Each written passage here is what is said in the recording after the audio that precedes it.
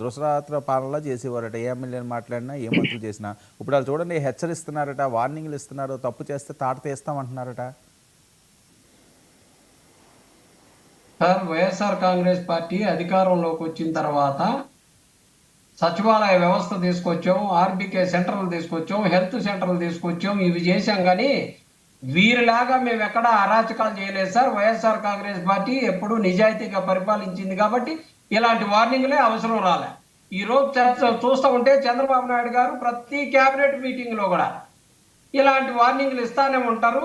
వాళ్ళంతా సరదాగా తీసుకుంటారు. ఒక భయము, ఒక భక్తి, కష్టపడి గెలిచిన వాడికి ఉంటుంది సార్. ఈవీఎంల ద్వారా వచ్చిన వాడికి ఇదే చంద్రబాబు నాయుడు గారి కష్టం మీద గెలిచింది కాదని వారికి తెలుసు. ఈవీఎంల మీద వచ్చినటువంటి ముఖ్యమంత్రి ఇంకా ఈ టాపిక్ ఏంటి మళ్ళీ ఈవీఎంలు అన్ని ఇప్పుడు మనం ఎలా నిరూపించగలం? అది వాళ్ళకి ఏం పట్టు ఉంటుంది అంటున్నా. అక్కడ ఎమ్మెల్యేలకి భయభక్తులతోటి అయ్యో చంద్రబాబు నాయుడు గారు కష్టపడి, పవన్ కళ్యాణ్ గారు కష్టపడి గెలిపిస్తే నిజంగానే ఆయన గెలిపించారన్న ఆ కష్టానికి తగ్గ ప్రతిఫలంగా మనం జాగ్రత్తగా పనిచేయాలని అనుకుంటారు. ఎవరు సార్ వీళ్ళని లెక్క చేసేది? ఏదో ఇవాళ అక్కడ పై సీట్లో ఉన్నారు కాబట్టి చేస్తా ఉన్నారు. ఇవాళకి నిన్న పెరోల్కు సంబంధించి అన్ని విషయాలు మాట్లాడారు. కానీ మీరు పెరోల్కు సంబంధించి హోమ్ మినిస్టర్ గారు సంతకాలు పెట్టేసి ఇద్దరు ఎమ్మెల్యేలు ఎవరో రికమెండ్ చేస్తే పెరోల్ ఇచ్చేసి రాసలీలలు సాగించేదానికి ఈ కూటమి ప్రభుత్వంలో పర్మిషన్లు ఇస్తా ఉంటే ఇంతకన్నా ఏం దౌర్భాగ్యం ఏంటి సార్? ఏమైనా ప్రజలకు ఇవాళ వికలాంగులు నానా సాగు చేస్తా ఉన్నారు. 1,00,000 మంది వికలాంగులకు పెన్షన్లకు సంబంధించి తీసేశారని ఇవాళ అన్ని జిల్లాల గేట్లు ఎదురా పాపం వాళ్ళు వికలాంగులు అయ్యో అని చెప్పేసి బాధపడతా ఉంటే ఒక్కరికి నోరు రావట్లేదే.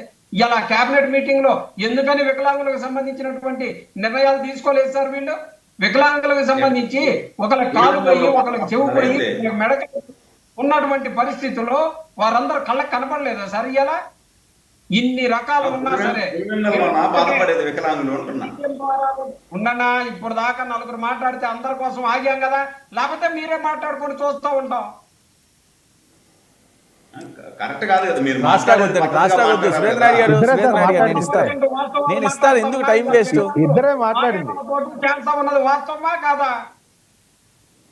వికలాంగులకి అర్హత ఉన్న వాళ్ళందరినీ కూడా పెన్షన్లు ఇచ్చామని చెప్పేసి సరేలేండి. కాదండి, ఇప్పుడు ఎమ్మెల్యేల పరిస్థితి ఏంటి, పాలన పరిస్థితి ఏంటి? అదే సార్ చెప్తా ఉంది. చంద్రబాబు నాయుడు గారు ఇలా ఎమ్మెల్యేల మీద ఇదిగో కోన రవికుమార్ గారి గురించి చెప్తా ఉన్నారు. ఓ మహిళా ఉద్యోగి మీద అర్ధరాత్రి పూట ఫోన్లు చేసి నానా ఇబ్బంది పెడితే ఆమె మందు తాగి హాస్పిటల్లో చావు బతుకుల మధ్యలో ఉంది.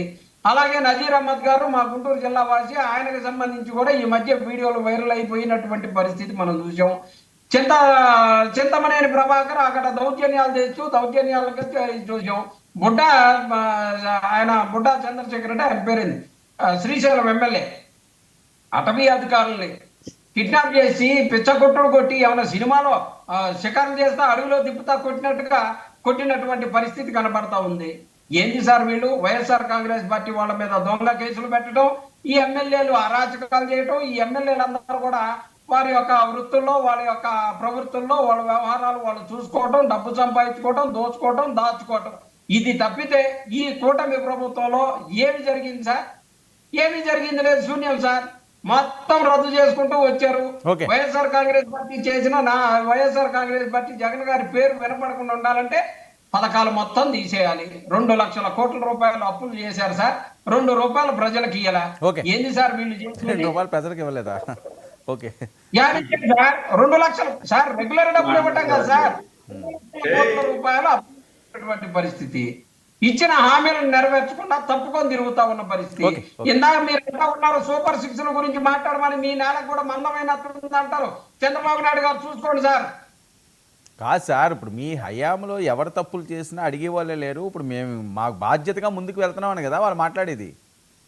అడిగేదేం సార్? ఎమ్మెల్యేలు ఏమన్నా చిన్నపిల్లలా సార్? పాలు తాగుతా ఉన్నారా? ఏమన్నా చిన్నపిల్లలా? ఒకళ్ళు అడిగేదేం సార్? ప్రజలు 2 లక్షల ఓట్లకు ఉన్నటువంటి